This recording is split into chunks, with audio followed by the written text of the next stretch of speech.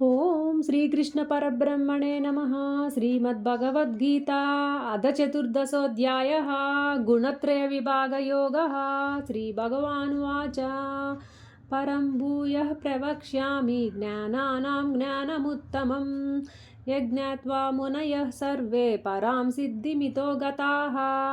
ఇదం జ్ఞానముపాశ్రిత్య మమ సాధర్మ్యమాగతాః సర్గేऽपि నోపజాయంతే ప్రళయేన వ్యదంతి చ మమ యోనిర్మహద్బ్రహ్మ తస్మిన్ గర్భం దదామ్యహం సంభవః సర్వభూతానాం తతో భవతి భారత సర్వయోనిషు కౌంతేయ మూర్తయః సంభవంతి యాః తాసాం బ్రహ్మ మహద్యోని అహం బీజప్రదః పితా సత్వం రజస్తమ ఇతి గుణః ప్రకృతి సంభవాః నిబధ్నంతి మహాబాహో దేహే దేహినమవ్యయం తత్ర సత్వం నిర్మలత్వాత్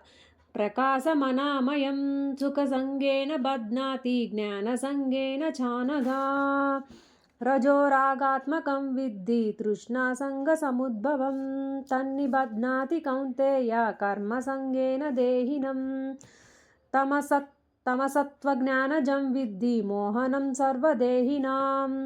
ప్రమాదాలస్య నిద్రాభిస్తన్నిబధ్నాతి భారత సత్వం సుఖే సంజయతి రజః కర్మణి భారత జ్ఞానమావృత్య తు తమః ప్రమాదే సంజయత్యుత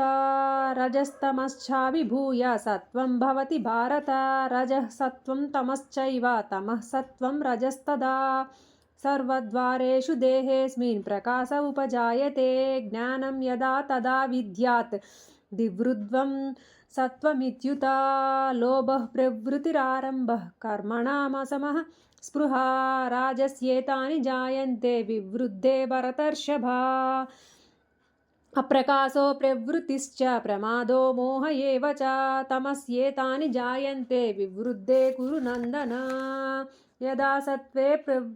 ప్రవృద్ధే తు ప్రళయం యాతి దేహభృత్ తదోత్తమ విదాం లోకాన్ అమలాన్ ప్రతిపద్యతే.